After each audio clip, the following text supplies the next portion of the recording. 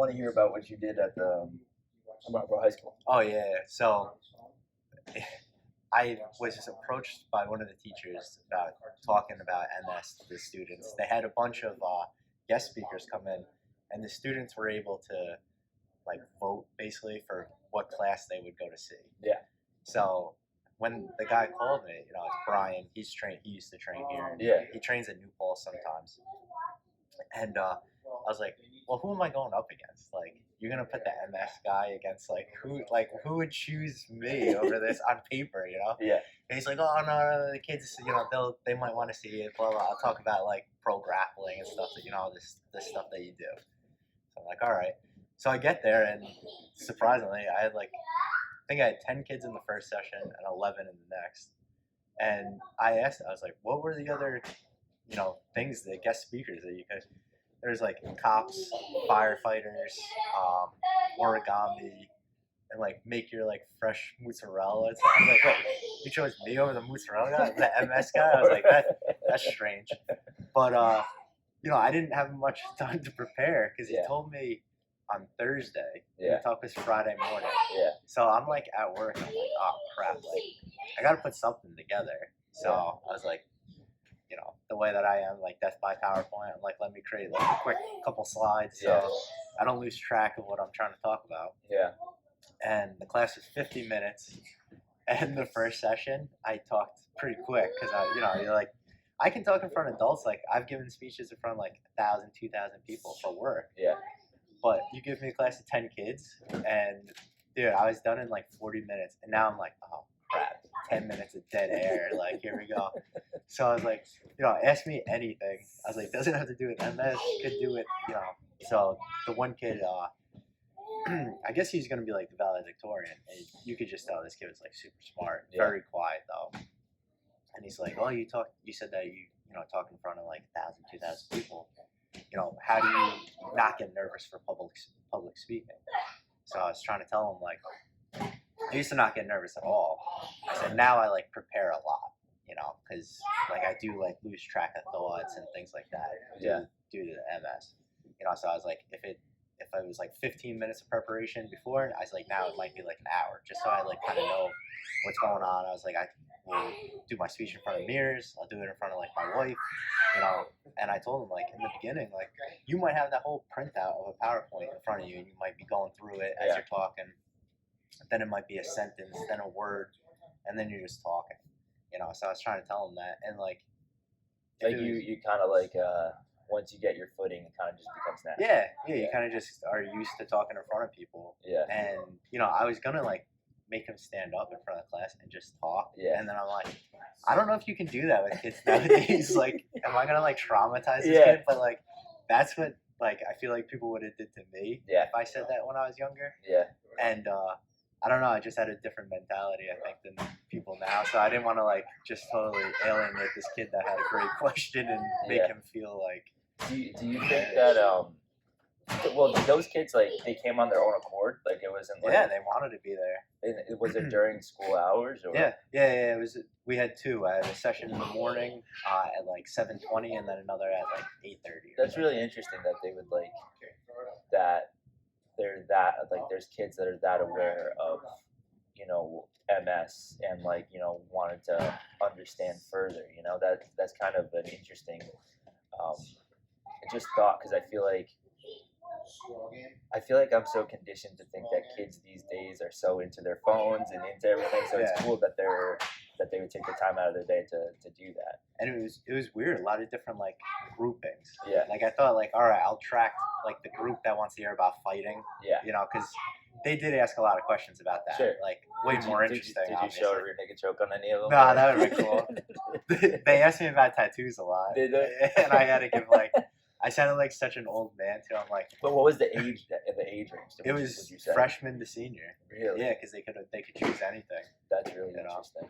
So they're like, oh, when you're fighting, do you do any like sick kicks? I'm like, nah, I don't kick anybody. I just hug people.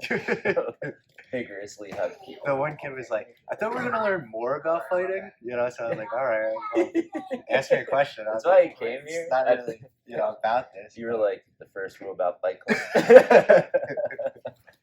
I was like, you should probably join a gym and you'll learn some stuff. But, Yeah. Yeah, it was fun. I mean, they asked, like I said, the tattoo things. Yeah. I explained. I got so old. I was like, I had a tribal band when I was 16. I had to get it covered up. I was like, so if you're gonna get a tattoo, make sure you get the right tattoos. And I'm like, I wear long sleeves at work, so people take me seriously. Because the one kid had a jailhouse tattoo. Yeah. And I was like, that's not real, right? And he's like, yeah. He's like, we did the ink and I was like, oh no, dude. I was like, well, that's gonna get covered up in a year or something. Eventually, I think all of my kitchen/basement tattoos, but actually not really. This was an amazing, but that's good. Yeah, it's not bad. It was actually by a guy who he's an oil painter, and it's funny because he had these masterpieces throughout his house. He was also into taxidermy, and he had this painting of his wife in oil and canvas that was absolutely beautiful, and all this other artwork that was absolutely astonishing. And I was like, how is this guy famous? And I asked him, and he goes, well, the funny thing about painters is that you don't get famous till after you're dead. Yeah. And I was like, that's kind of sad. That's kind of sad, but it was. But yeah, that's that one. Yeah, but that's a real one. Yeah, but going back to with the kids at Marlboro, when you're talking in front of adults, do you feel like there's just less pressure? Why do you think that with kids it's more? Well, so when I was at Indian Point, right, I did human performance. So anytime I was given a talk, it was, well, you have to learn this because this is part of your job. Yeah. And now at Central Hudson, the same thing. I'm a technical trainer, so any safety talk I'm giving, you might have a test on this after. So, it's part of my job, and they have to learn it. Yeah. So they're gonna listen. These kids didn't have to learn this stuff. They're choosing it, and I'm like, man, I gotta make it exciting because I'm competing against the mozzarella guy down the street that I want to learn how to make fresh mozzarella this. Were they penetrating with MS in general, or did they keep it kind of So the big thing, I kind of glossed over the MS thing. Yeah. It was kind of this is what MS is, blah blah blah. This is my story, but here's how I coped with it, and I told them different breathing techniques, a lot of, because obviously I was super angry when it happened. Yeah. So I had a lot to deal with depression and things like that. How did you deal with the depression when it? I talked to people, I got a therapist in the beginning, and I was pissed. You're like, why is this happening to me? And then I kept thinking of something cosmic karma thing. I'm like, what did I do that deserved this? I can see that. And so did you how long did you do therapy for? Long time, a couple of years. Yeah. And then even during the pandemic, I was I reached out to try to go back. Yeah. And everybody's booked. So really? Yeah, it's hard.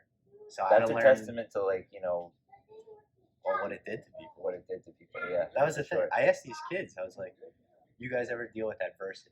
Right? And a lot of kids didn't raise their hand, and I'm like, "You just went through a global pandemic. What are you talking about? Nobody else in the history has ever been locked down like this." So I try to tell them you're not alone. You all went through it together. You should all talk to each other about it. Talk to your teacher.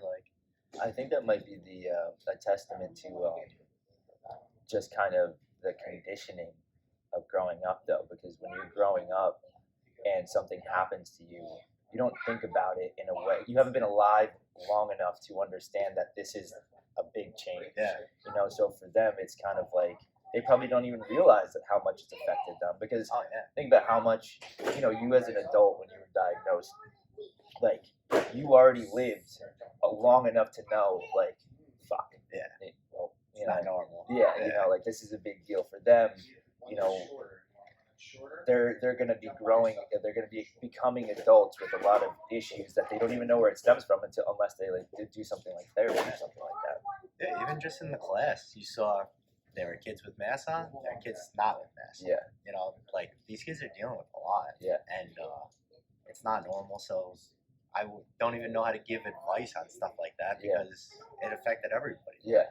I couldn't imagine being that age and dealing with that stuff. It's a lot. But going back to what we were talking about before, just did you learn a lot of things in therapy to help you cope, or did you find it more on your own?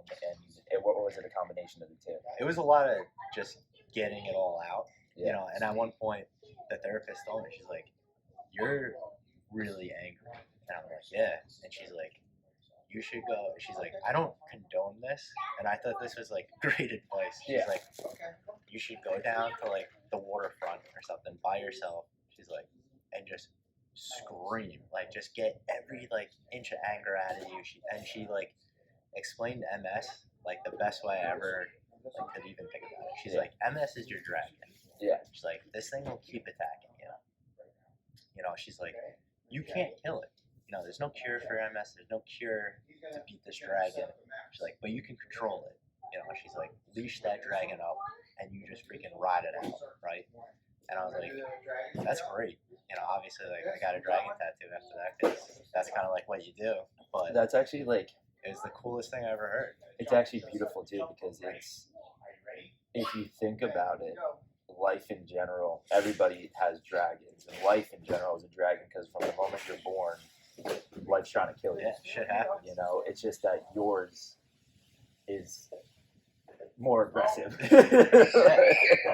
So it's like, you know, it's, I think to me it almost sounds like you have to, you're choosing happiness every day, and you know, instead of becoming a victim, you know, letting it destroy you, it's you're taking back the control, like you said, which I guess it's fitting to the what is it, MS what? Or MS Maniac. Yeah, but that's it's almost like you can take so much of what you've learned and just teach people that don't have MS how to live a more fruitful, you know, existence. Because if, you know, if you can find happiness every day and continue to push forward, people that don't have MS should be waking up jumping for joy. Yeah, you know, it was fun. The kids were like, "Are you like supposed to be doing grappling and stuff?" And I'm like, "No." I was like, "But I can't just not have a normal life anymore." I was like, "The doctor tells you all the time, like, you shouldn't be doing this. Like, you can't let your circumstances define you. Like, you need to live. Like, yeah, I'm not gonna get punched in the head. Like, I know that I can't do that. But I can do this stuff. Like, So I was kind of trying to tell them, like, don't let people just tell you what to do all the time. Like, you know, do your thing. Like, live your life. Shit happens. Things change. You know, you gotta overcome it." Yeah, it's funny because, like, especially the freshmen, they probably don't even know how much gold you're giving them. I don't think they can. Like, but honestly, I don't even think it's just them. I think it's regular people too. They become victims of their circumstances, and they would rather be victims than overcome anything. And that's the easy route in life. You know, life is hard, and it's I think that, I don't know, I just think it's a good, I think a lot of people can learn from, you know, your experience, you know, which is, you know, don't be a bitch. Suck it up. Yeah. You know? Yeah, I mean, that's, what else are you gonna do? Yeah, otherwise you'd just be laying around every day waiting to die. So, not to be bleak. Dude, when that first happened, I had people tell me, like, don't make long-term plans and stuff, and I'm like, yeah, I'm gonna punch you in your butt. That's giving up. Yeah, I had somebody tell me, like, oh, you better have kids now because you don't know what's gonna happen in the future. And I'm like, I hate you. It's like, I've been like, I read a lot. I think you know that. Like, I read like a lot of psychology. Like, yeah, Dr. Seuss. Exactly. Goosebumps. Dude, I would definitely read a Goosebump one right now. I actually feel like I've been being reminded of childhood stuff constantly all week. I forget what it started with. It was,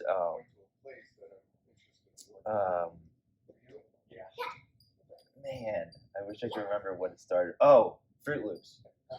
I haven't had Fruit Loops in probably 10 years. Okay. And I'm going to buy a box of Fruit Loops today. But Fruit Loops is good. They're delicious. But there was another one. There was this kid. Kids are so different than when we were growing up. I feel like they like old things. There's a 6-year-old that like, or is Pokemon like a new been revamped? I don't know. Whacker still collects Pokemon cards. So I don't know. He's like out there playing Pokemon Go and stuff. Yeah. And considers it exercise.